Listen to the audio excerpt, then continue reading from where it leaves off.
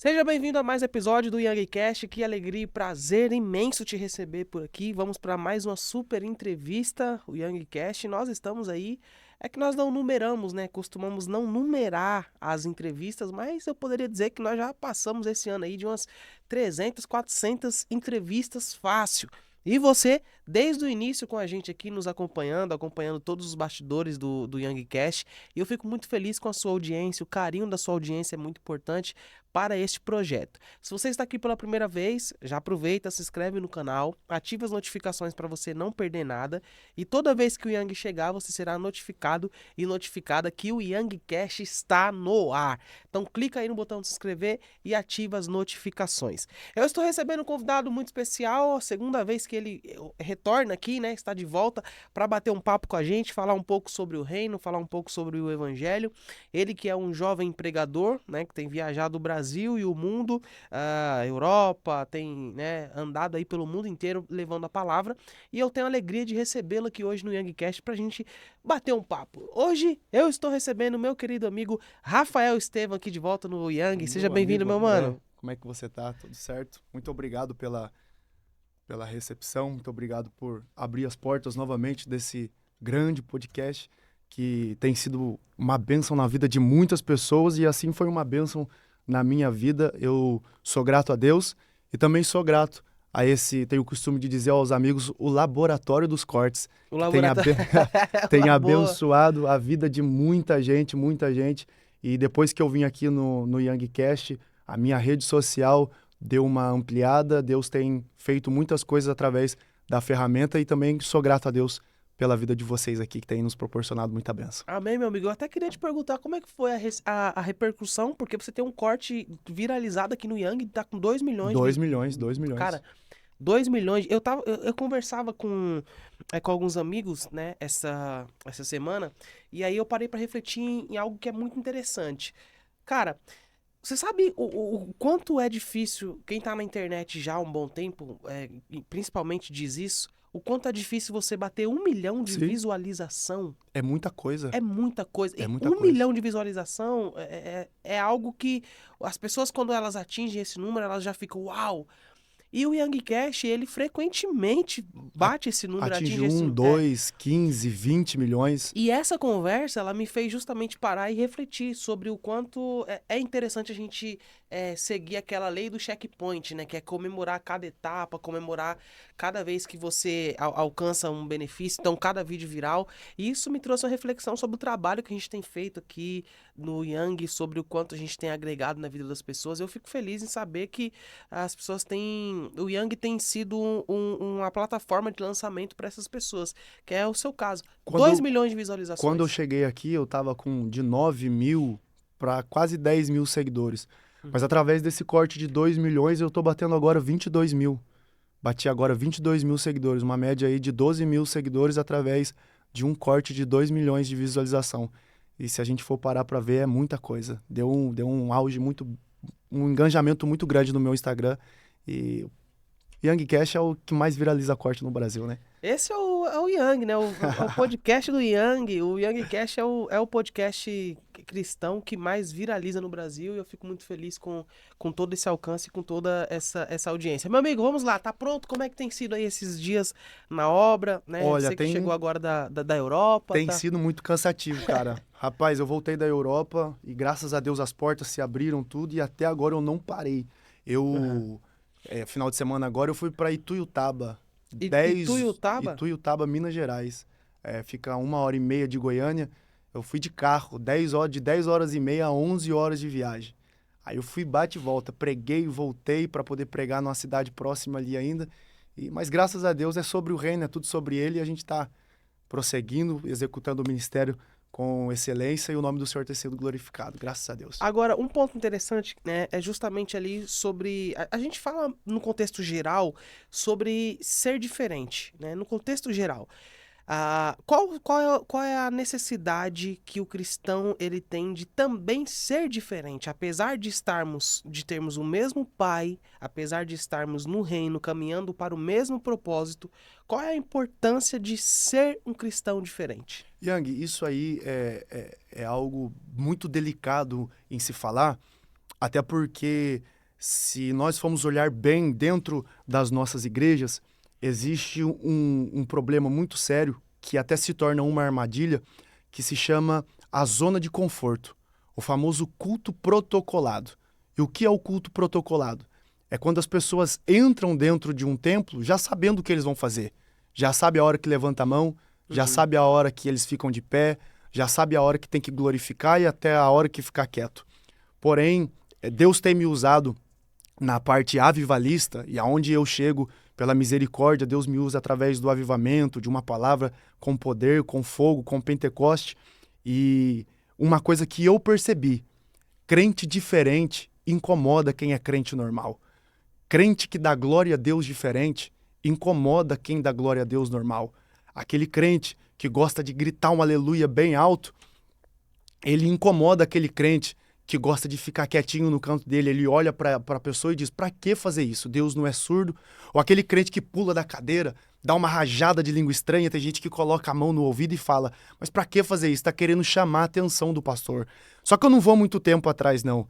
Eu vou só no tempo que a pessoa não era convertida. Talvez ela ficava naquela esquina, entupindo o nariz de cocaína. Talvez ficava naquela esquina, fumando tudo aquilo que tinha que fumar.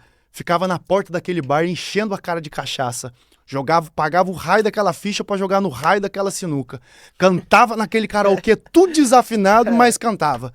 Aí Jesus vai lá no mundo, pega ele, purifica ele, limpa ele, deixa ele bonitinho e cheirosinho, traz ele pra igreja, pra esses crentes normalistas olhar pra mim e falar e julgar o meu jeito de adorar. Eu posso te falar uma coisa? Se pra Satanás eu fazia, pra Deus eu tenho que fazer melhor. Porque a minha entrega tem que ser diferente em todos os cultos. Você já parou para perceber que quando a pessoa até então estava no mundo, ela saía de casa na sexta-feira, voltava de casa para casa na segunda, às vezes nem voltava para casa, ia direto para o serviço. Aí se passa 2 horas de culto, já acha que é muito. Se passa 2 horas da vigília, já tem que ir embora porque tem muitos compromissos para fazer. A minha entrega tem que ser diferente. Porque se eu faço aquilo que ninguém quer fazer, eu vou viver aquilo que muitas pessoas querem viver. Se eu faço o que ninguém quer fazer, eu vou viver o que ninguém quer viver. Um ponto que você tocou é justamente a questão da juventude. O quão difícil é, o quão desafiador é você ser um jovem na igreja. Você ser um jovem, você ter que rejeitar tudo, você ter que renunciar a muita coisa e permanecer firme na igreja. É uma luta diária, é uma luta constante. Até porque Paulo já disse, tudo me é lícito, mas nem tudo me convém. Essa simples palavra é entender que você pode fazer todas as coisas.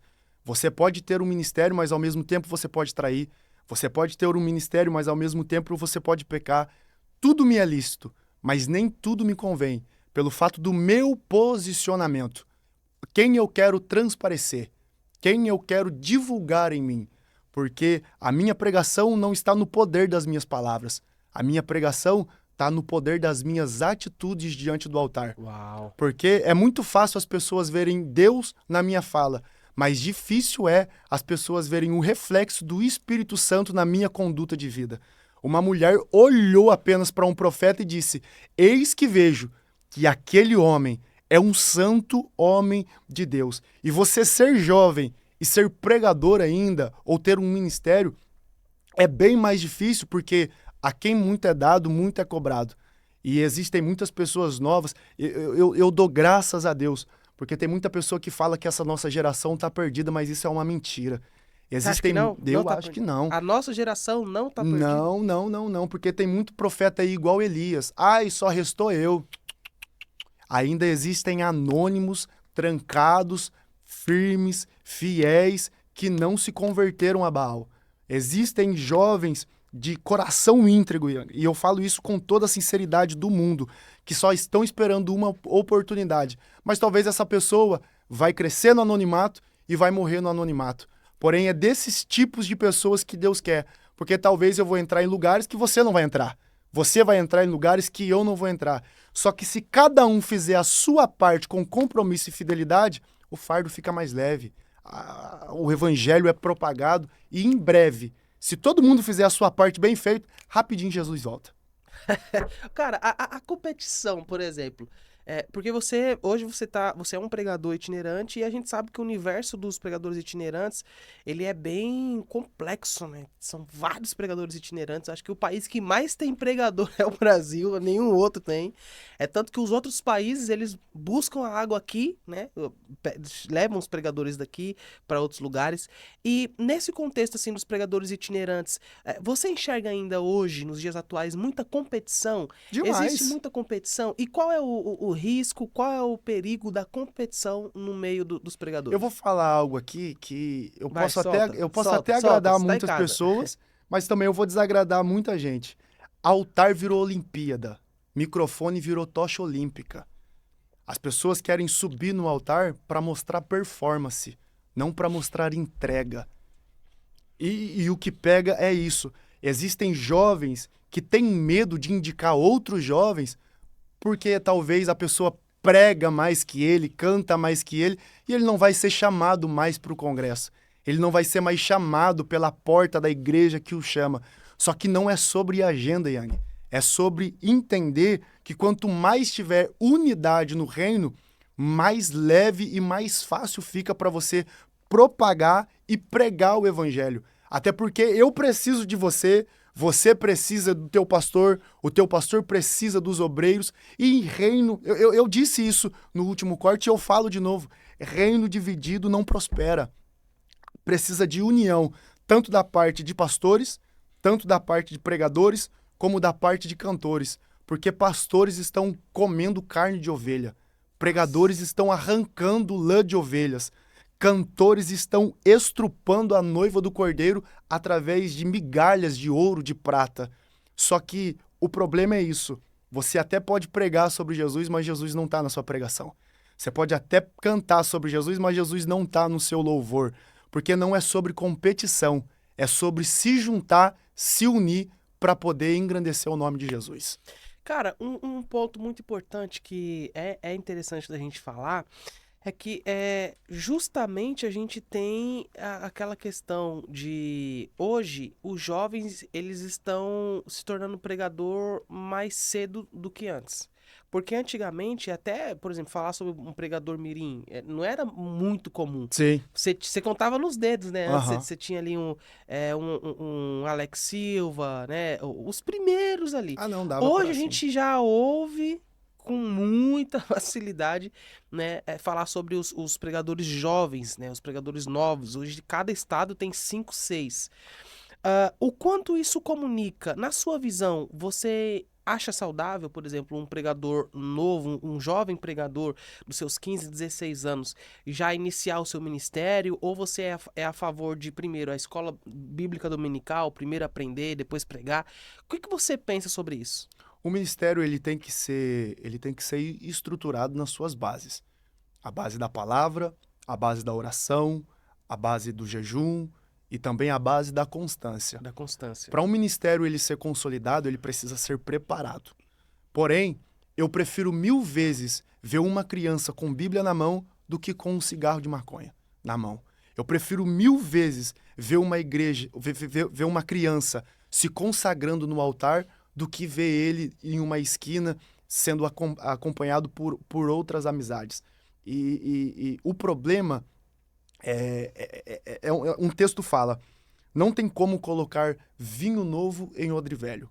Não tem como remendar pano novo com pano velho. E quando esse texto está dizendo sobre isso, está falando sobre gerações. Existem pessoas de tempos atrás que não conseguem concordar com esse tipo de fala que você acabou de dizer. Uhum. Jovens que estão começando agora. Porque se eu colocar o jovem dentro de um velho hoje, eu vou estragar o velho e vou estragar o jovem.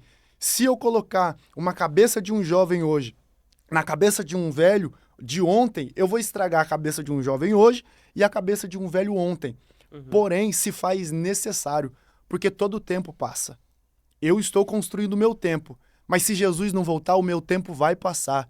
E o que eu estou fazendo para influenciar pessoas para continuar o meu legado? O problema é isso.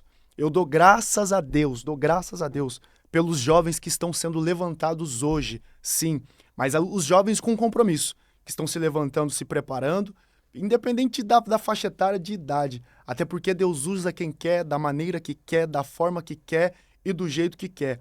Mas o que se faz necessário, e eu bato nessa tecla sim, não adianta apenas crescer no ministério para querer fama. Não adianta crescer no ministério para querer status. Precisa crescer no ministério para entender que não existe outro caminho a não ser Jesus. Então, a gente pode até, né, dizer que o cara que tá no ministério pela fama tá completamente perdido. Com certeza. O que é ministério na prática? O que de fato é ministério? Qual é o ministério real que existe, por exemplo, longe dos seguidores, longe da internet? O que de fato é o ministério? Yang, a palavra ministério é a execução que você tem diante do altar. Ministério significa a execução que você tem diante do altar. Ministério não é sobre falar bonito. Ministério não é sobre você mostrar que você é o poderoso, que você faz. Ministério é sobre a tua capacidade de servir dentro da igreja. Uhum. Quem sou eu no meu pós-culto? Quem sou eu no meu pré-culto? Porque é muito bonito Uau. eu chegar, falar palavras bonitas em cima de um altar, falar coisas extraordinárias numa oratória excelente. Mas do que adianta eu ser um excelente pregador em cima de um altar e ter um ministério podre dentro da minha casa? Porque antes de eu ser um excelente pregador em cima de um altar, primeiro eu tenho que ser um homem de Deus ministerialmente dentro do meu lar. Ministério é a função. E qual é a sua função? Servir. Servir quem? Status? Não. Servir quem precisa ser servido. Curar quem precisa ser curado. Dar de beber para quem tem sede. Dá de comer para quem tem fome. E esse é o problema. Não adianta nada eu ter muitas curtidas em rede social e ser desaprovado pela minha esposa, pelo meu pastor, pelo grau de amigos, por todas as pessoas que me cercam. Não adianta nada eu ser anjo dentro da igreja e ser demônio fora dela. Não adianta ser anjo dentro da igreja e ser um demônio dentro de casa. Tá entendendo? Não faz sentido. Até porque o meu ministério não começa numa apresentação no altar. O meu ministério começa na minha aparição e apresentação para minha esposa. Sabe como hoje em dia muitos pastores fazem para levantar obreiros? Antes deles jogarem o óleo na cabeça de um evangelista, de um pastor, de um diácono, primeiro ele liga para a esposa, sem o homem saber. Liga para a esposa e pergunta: ele está sendo um verdadeiro homem para você? Ele está amando você igual ele ama, igual a igreja, igual Cristo ama a igreja? Ele está sendo um bom homem dentro da tua casa? Porque não adianta nada eu ter ele como um excelente obreiro e ele ser um péssimo esposo, ele ser um péssimo pai, ele ser um péssimo marido. Até porque do que adianta, Yang, eu ter 30 agendas no mês, ficar viajando para cima e para baixo e não ter tempo de comunhão com a minha esposa, não ter tempo de mesa com a minha família, não ter tempo de preparo para mim mesmo, não sentar para ouvir o meu pastor, não ceiar dentro da minha igreja. Se eu não presto para servir a minha casa, eu não vou prestar para servir a casa dos outros. Se eu não presto para ser um homem excelente para minha esposa, eu não vou prestar para ser um homem excelente para a esposa de Jesus, que é a igreja. E isso é o que muitas pessoas não conseguem entender. Prefere mais a fama do que o próprio ministério digno. Cara, essa busca pela fama que você falou, isso é uma realidade, porque, por exemplo, hoje a gente percebe que tem muito pregador que ele quer, por exemplo, ele quer um hype, né? Ele quer, por exemplo, o glamour das viagens, né? No sentido de, eu vou me tornar um pregador porque eu quero ficar viajando pra cima e pra baixo, vou me tornar um pregador porque eu vou ganhar seguidor. E aí eu lembro até da canção do Alisson, né? Que é muito diferente disso, né? Que é a bastidores. Ninguém imagina o que a gente passa, Sei. ninguém imagina o que a gente sente. Você que já há anos, né? É um jovem, mas já há anos exerce o seu ministério. Quais foram assim, teve algum desafio, alguma coisa que você passou na agenda que ninguém viu, as pessoas não viram, mas você passou e isso marcou o seu ministério, cara? Rapaz, experiência ruim. Experiência de vida. Eu tô no ministério há 14 anos. Eu prego fazem 14 anos. Eu comecei com 14 e hoje eu tenho 28 anos de idade. E eu lembro o meu primeiro congresso, quando eu fui convidado para pregar num congresso de jovens. Tocou o meu telefone e o primeiro congresso, para quem está se iniciando a pregar, é uma agenda muito grande. Parecia que eu fui convidado para pregar nos Gideões Missionários. Eu lembro que eu me preparava, que eu lia, que eu falava, hoje eu vou pregar, e a gente fica com aquela encenação na cabeça. Eu vou fazer essa aplicação da mensagem aqui, o irmão vai dar um glória a Deus lá no fundo da igreja, a outra irmã já vai falar em língua estranha aqui, o fogo já vai pegar e a mensagem vai... E eu fiquei criando isso na minha cabeça. Só que no meu começo de ministério eu não tinha carro. No meu começo de ministério eu não tinha roupa. No meu começo de ministério eu não tinha acesso.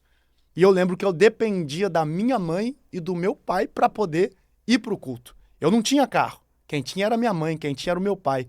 Só que quando eu comecei a pregar, da mesma maneira que Deus endureceu o coração de Faraó contra o povo, Deus endureceu o coração da minha mãe. E eu lembro que eu ia pregar numa cidade próxima, eram uns 20 km, e eu não tinha carro, como é que eu vou pregar? E eu cheguei na minha mãe, olhei e disse, mãe, eu vou pregar num congresso hoje, me empresta seu carro? Ela olhou para mim, não. Eu olhei pro meu pai e falei assim, me empresta seu carro? Ele olhou para mim e disse assim, no meu carro você só coloca a mão se for para lavar. Caso contrário, eu não te empresto meu carro. E eu lembro que eu sentei na minha cama, olhei para cima e falei, Deus, se não aparecer um carro, um patinete, uma moto, uma bicicleta, qualquer coisa com roda que seja na porta de casa, eu vou pregar a pé. Mas que hoje eu vou pregar, eu vou pregar. E eu lembro, Ian, que quando deu 5 horas da tarde, não apareceu nada na porta de casa. Eu lembro que eu peguei um terno, que sempre tem aquele terno de começo, um cinza chumbo, que se batesse o sol, o pessoal já sabia que era eu na esquina. Eu peguei uma Bíblia, aquela Bíblia Plenitude grandona, e eu sempre fui magrinho assim, uma bibliona aqui debaixo do braço, aquele terno, uma garrafa d'água. E eu lembro que eu fui sair, a minha mãe olhou pra mim e disse assim, vai pra onde, maluco? Eu olhei pra minha mãe e disse assim, eu vou pregar. E a minha mãe olhou pra mim e disse assim, só não volta morto pra dentro de casa.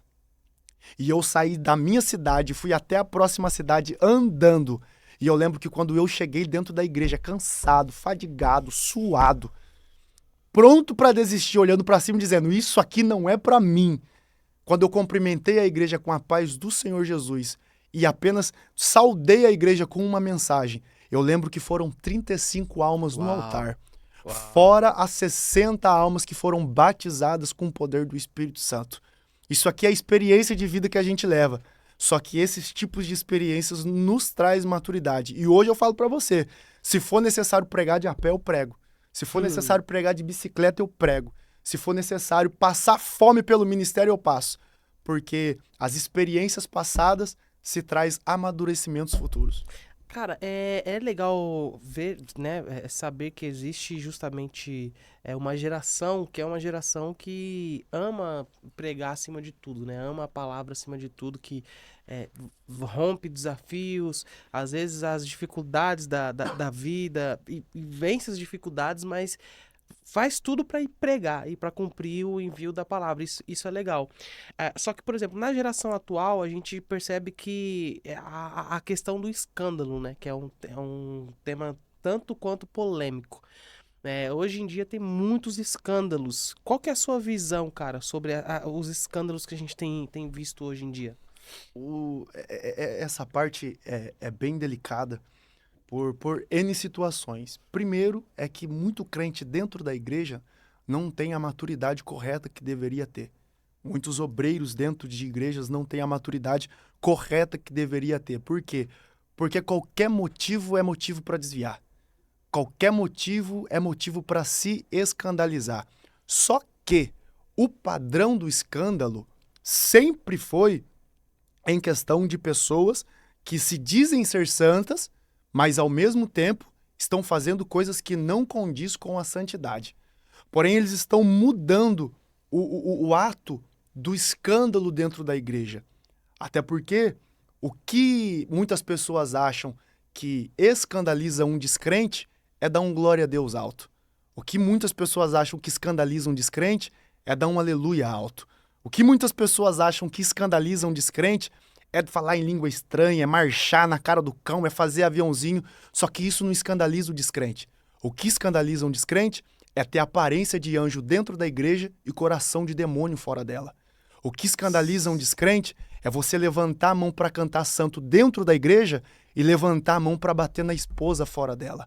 O que escandaliza um descrente é você abrir a boca para cantar louvor dentro da igreja e abrir a boca para cantar funk fora da igreja, falar palavrão fora da igreja.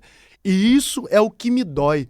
estão invertendo o valor. Só que pode me chamar de louco, pode me chamar de doido, pode me chamar de fanático, mas eu não vou mudar o meu jeito de entrega só para falar que o meu ato de pular escandaliza alguém. Só para falar que o meu ato de dar um glória a Deus alto escandaliza alguém. Pelo contrário, quanto mais glória a Deus de baixo para cima, mais glória de Deus de cima para baixo. Então, quanto mais eu entregar o meu glória, mais o poder de Deus invade. E quando o poder de Deus invade, não tem descrente, não tem crente, não tem pessoas de outra religião. Quando o poder de Deus invade o cenário, não tem ninguém que consiga conter a glória dele. Cara, você falando, né, justamente sobre a questão do ministério, a questão dos jovens pregadores, veio aqui na minha mente, né, o que a gente viu agora recentemente, né, que teve lá no Rio de Janeiro uma operação, e nessa operação foram mais de 120 jovens, né, que foram mortos, né, 120 jovens que estavam ali combatendo o BOP. E isso me traz uma reflexão. A igreja, não existe nenhum outro trabalho social como o da igreja. Porque a igreja é justamente quem tem esse poder de ação, de, por exemplo, ir numa biqueira, de ir no tráfego, ir aonde há pessoas roubando, pessoas matando, pegar essas pessoas, pregar o evangelho para elas e através do evangelho transformar a vida dessas pessoas e reinseri-las novamente na sociedade. Sim. Nem a prisão consegue fazer isso com tanta aptidão. Você acredita que a igreja ela tem, de certo ponto, falhado, pecado em levar, de fato, essa mensagem do evangelho? Parar de olhar muito para dentro da igreja, para como que funciona ali a logística do culto, para como que é o culto, focar só em congresso para dentro da igreja, campanha para dentro da igreja, culto para dentro da igreja, e não ir atrás, de fato, das almas que estão perecendo? Você acredita que a igreja está falhando nesse ponto? Demais, demais, porque a igreja só vai ser igreja quando ela sair das portas para fora. A igreja só vai ser igreja quando ela sair da porta para fora. Porque é muito fácil brilhar a minha luz onde há luz. E o problema é que eles acham que a igreja é só para pessoa santa. Mas a igreja não é só para pessoa santa. Igreja é para deficiente, igreja é para doente, igreja é para pecador, igreja é para as pessoas falhas. E eu posso te falar algo com sinceridade, se Jesus descesse hoje, em 2025, o último lugar que ele pisaria seria uma igreja. O último lugar que ele entraria seria dentro de um templo. Se Jesus, polêmica, hein? Se Jesus chegasse hoje, o último lugar que ele iria é na igreja? Era dentro de uma igreja. Por quê? Porque a maioria da igreja hoje em dia rejeitaria ele pela sua própria aparência. Antes dele entrar dentro de uma igreja, primeiro ele ia na porta de um bar pegar um cachaceiro. Antes dele entrar dentro de uma igreja, primeiro ele ia numa esquina pegar uma prostituta para convertê-la. Antes dele entrar dentro de uma igreja, primeiro ele ia dentro de uma boca de fumo buscar um traficante. E a igreja não está fazendo o papel dela porque não é isso que Cristo faria. Cristo não ficaria preso dentro de uma igreja, até porque os maiores milagres de Jesus não foram dentro de um templo. E quando a Bíblia cita que Jesus foi para dentro de um templo, foi para quebrar tudo que estava lá na porta. Porque as pessoas estavam fazendo da sua própria igreja ponto de comércio. O maior milagre de Jesus foi na orla de uma praia. O maior milagre de Jesus foi libertar um gadareno dentro de um sepulcro. O maior milagre de Jesus foi nas ruas de Jerusalém. Então pode perceber que enquanto a igreja ficar trancada em 4 paredes, ela nunca vai conhecer o seu papel de verdade de igreja. Porque a igreja só vai fazer o seu papel quando ela sair de dentro das 4 paredes. E você pode perceber algo, Yang. Quando Jesus disse, o que as pessoas estão dizendo que eu sou? Quando Jesus faz essa pergunta para os discípulos olham e diz para Jesus, um diz que o senhor é Jeremias, outros diz que o senhor é João Batista, outros estão dizendo que o senhor é Elias, ou talvez um dos profetas. Aí Jesus olha para os discípulos e diz, e vocês? O que dizem que eu sou? Eles não têm resposta. Só que Pedro olha para Jesus e diz, eu sei quem você é. O Senhor é o Cristo, o Filho do Deus vivo. Depois que Pedro reconhece Jesus como Cristo, Jesus o reconhece como igreja. Porque depois que Pedro o reconhece como Cristo, Jesus olha para ele e disse: disseste bem, Bar-Jonas, porque você é Petrus. Mas fique tranquilo, porque a partir de hoje eu te dou uma igreja. E essa igreja não vai ser edificada em qualquer lugar. Essa igreja vai ser edificada na rocha. E a porta do inferno não prevalecerá contra essa igreja. Então a igreja só é igreja quando ela reconhece Cristo como Cristo. A igreja só será igreja quando ela entender que ela não foi feita para ficar dentro de quatro paredes.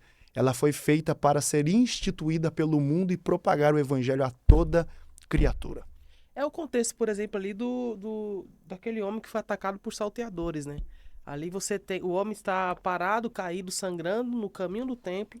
Ali passa o sacerdote, ali passa o levita e... Eles não... estão preocupados Sim. com o templo. Eles estão preocupados com a igreja. O levita está preocupado com o louvor. O sacerdote está preocupado com a pregação. Mas, na verdade, o louvor e a pregação são ferramentas para alcançar a vida de quem está caído. Não adianta nada eu me preocupar só com a minha performance e não me preocupar com o ouvinte que precisa ouvir a verdadeira palavra genuína de Deus. O quanto ensina pra gente, o Rafael, o quanto que ensina essa ação, né, que houve ali? O cara foi assaltado, caiu, está ferido, e tem pessoas que podem proporcionar cura, mas não proporcionam. É exatamente um personagem controverso, que é o samaritano, que vai, que para, que cuida, que sara as feridas e leva aquele homem. Rapaz, só dá valor para uma mão estendida quem um dia precisou de uma mão para ficar de pé. Uau. Só dá valor para uma mão, só estende a mão para quem está caído quem um dia precisou de uma mão estendida para poder ficar de pé. E eu falo isso baseado tanto nessa parábola do homem que estava caído no chão, como também Pedro na Porta Formosa. Porque quando Pedro chega naquele paralítico e diz para ele: olha para nós, eu não tenho prata e não tenho ouro, mas o que eu tenho, isso eu te dou. Só que, Yang, o milagre daquele homem, daquele paralítico, não veio atrás do eu não tenho ouro e não tenho prata. O milagre daquele homem não veio através da palavra que Pedro liberou, mas o que eu tenho eu te dou. O milagre daquele homem veio no versículo que diz: e Pedro, estendendo a mão, colocou aquele homem de pé. Por quê? Porque aquele homem nunca tinha andado na vida. Não adianta só você liberar uma palavra para quem precisa de milagre. Você também precisa estender a mão para quem caiu. E esse é o problema. Só quer liberar a palavra. Por quê? A palavra não te faz se aproximar de quem está doente. E eu posso dizer algo profundo, forte, e queira quem quiser ouvir, queira quem não quiser ouvir. Existem muitas pessoas que pregam, mas têm nojo das pessoas que o ouvem. Tem muitas pessoas que cantam, mas têm nojo dos ouvintes que recebem o louvor. Eu misturar com as pessoas que estão lá embaixo? Mas espera aí, gente. Você está onde está porque Deus te levantou para trazer vida para aquelas pessoas. Se o samaritano não passa, aquele homem estaria morto. E hoje é a palavra bem específica. As pessoas querem julgar quem está aparecendo a pregar. As pessoas querem julgar as pessoas que estão aparecendo, profetizando, liberando palavra. Só que a pessoa em si não está fazendo o papel dele dignamente. Então Deus levanta pedra, Deus levanta árvore, Deus levanta folha, Deus levanta mula, Deus levanta quem for. Mas a palavra precisa ser propagada para as pessoas que estão caídas. Cara, isso me lembra muito aquele hino do Anderson Freire, né? O Anderson Freire, um dos maiores compositores, que ele fala no mesmo lugar o bom samaritano vem. Eu não sei qual era a religião do bom samaritano, não sei se ele cantava, não sei se ele pregava, mas eu sei que ele tinha remédio para sarado. Ele tinha uma boa intenção no coração. É isso que importa. Você pode até não ter uma ferramenta apropriada, mas se você tiver uma intenção de cura, Jesus te usa na sua intenção de propagar o evangelho e a cura. Cara, é justamente nesse ponto, assim, quando a gente... O que eu acho interessante é... A gente não sabe qual é a religião do bom samaritano, mas o que a gente sabe é que ele curou quem precisava de cura. Isso pode ser também um pretexto para a gente entender que algumas pessoas, elas fazem mais por outras do que nós mesmos, nós cristãos, né? Porque, por exemplo, no Brasil há uma diversidade de religião, né? De religiões aqui no nosso país. E às vezes você percebe que a maioria das pessoas, quando você vai conversar com elas sobre a igreja, a imagem que elas têm das pessoas da igreja é justamente de pessoas que se degladeiam entre si, não ajudam quem precisa, enquanto outras pessoas de outras religiões, elas adotam uma postura de fazer pelas pessoas, né? E Cristo mesmo, ele traz isso, né? Que, cara, tive fome, não me desses de comer, tive sede, não me desses de beber. É um fato a gente entender que na maioria das vezes Jesus ele parou hoje no semáforo quando eu parei com o meu carro e não quis abrir a janela. É um fato dizer que Jesus hoje pode ter batido na janela do meu carro porque teve fome e eu não abaixei a janela? Yang, existia uma mulher que tinha um marido, um filho, e a família dela era de altar. Ela era uma missionária e seu marido era um grande pregador da palavra. Porém, o seu marido veio ter um câncer. Só que essa mulher não se abateu pelo câncer.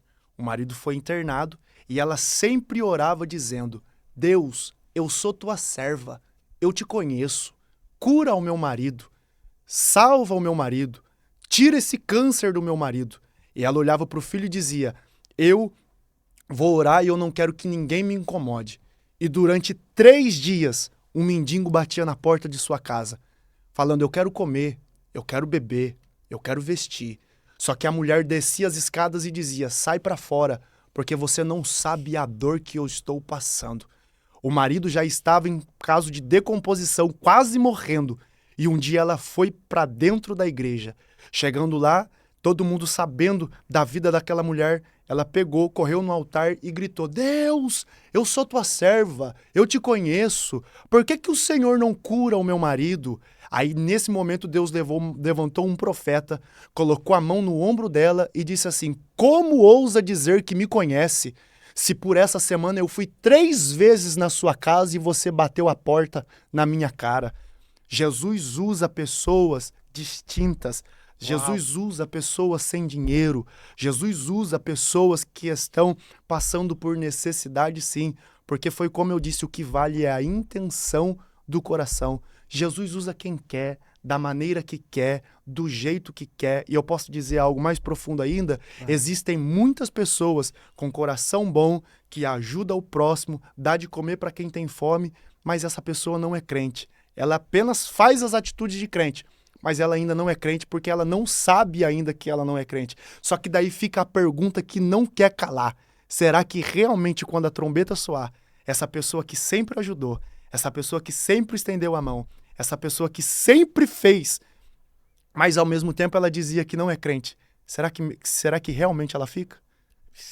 Será que realmente ela fica no inferno? Será que realmente ela não é salva? As pessoas vão me bater nisso aqui que eu tô falando, mas isso é uma verdade. Isso é verdade. Ela pode até não ser pastor, ela pode... Ela Nunca ter pisado numa igreja. Ela não é crente, mas ela ajudou o próximo. Ela estendeu a mão. Ela levantou quem estava caído. Ela deu dinheiro para quem precisava, deu comida para quem tinha fome. E um contexto que te traz uma veracidade para essa informação é também o fato de... Também está escrito que naquele grande dia muitos me dirão: Senhor, Senhor, eu fiz... Eu preguei, no seu nome eu preguei, em seu nome eu profetizei. Ou seja, é um texto que já abre ali um pretexto para a gente entender que os de dentro, a maioria dos de dentro, dos que pregam, dos que são crentes, dos que estão na igreja, são os que vão ouvir: apartai de mim que eu não vos conheço.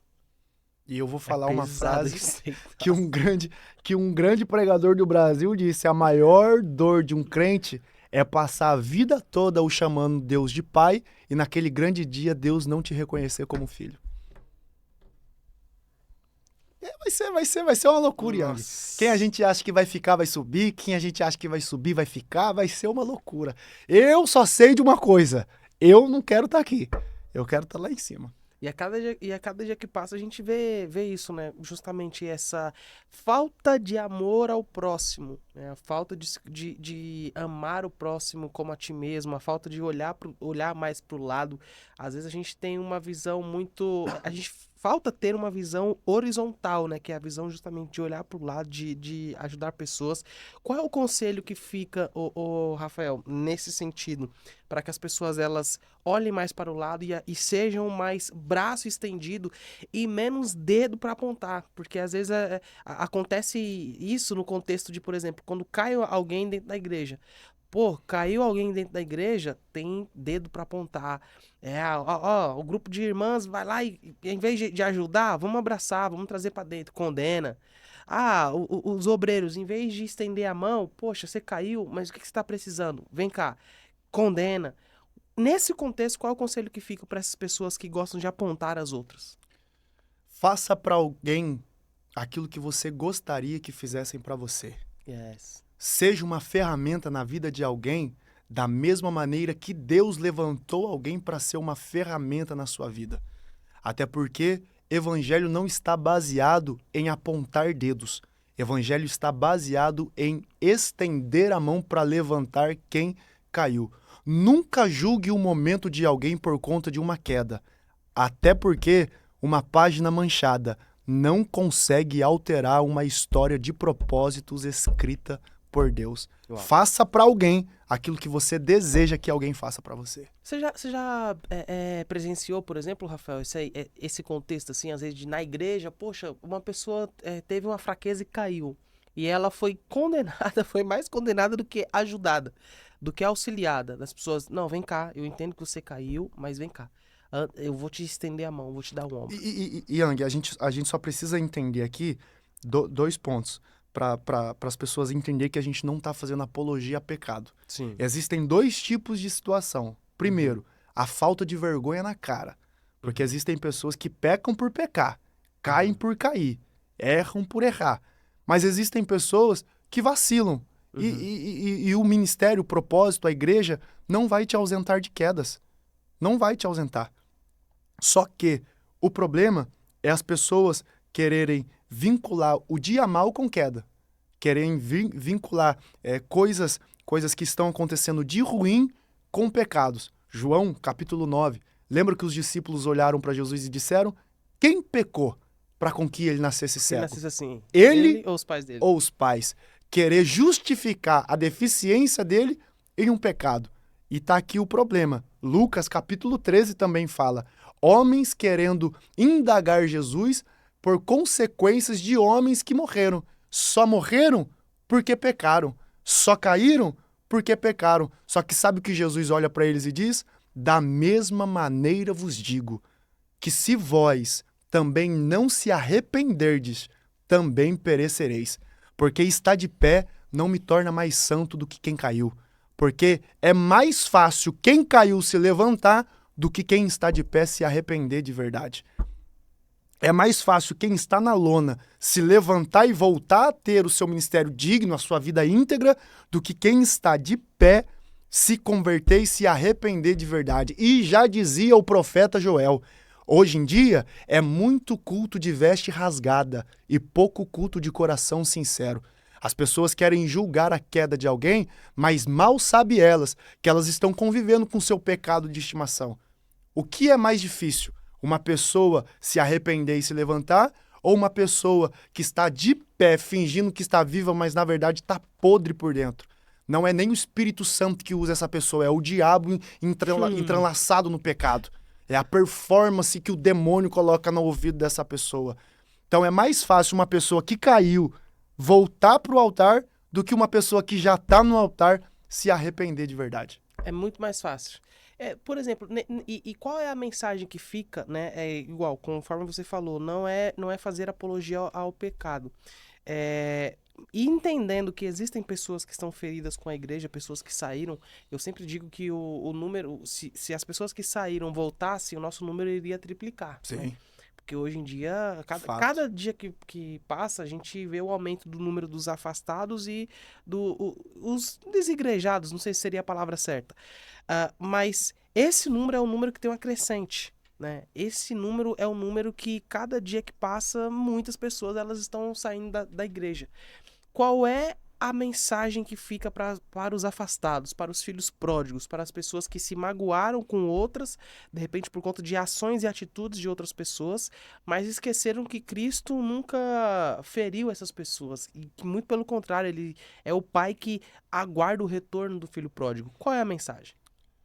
A mesma igreja que te feriu é a mesma igreja que tem o poder para te curar. A mesma igreja que te matou é a mesma igreja que tem o poder para te ressuscitar. Porque você só vai encontrar Cristo dentro de igrejas dignas. Mas uma palavra de encorajamento que eu te dou: quem sai da igreja por causa de homens, nunca entrou dentro dela por causa de Jesus. Pare de olhar para defeitos humanos e comece a olhar para a perfeição divina que é Cristo. Porque Jesus é o centro. Cristo é o foco. Jesus é a base da igreja.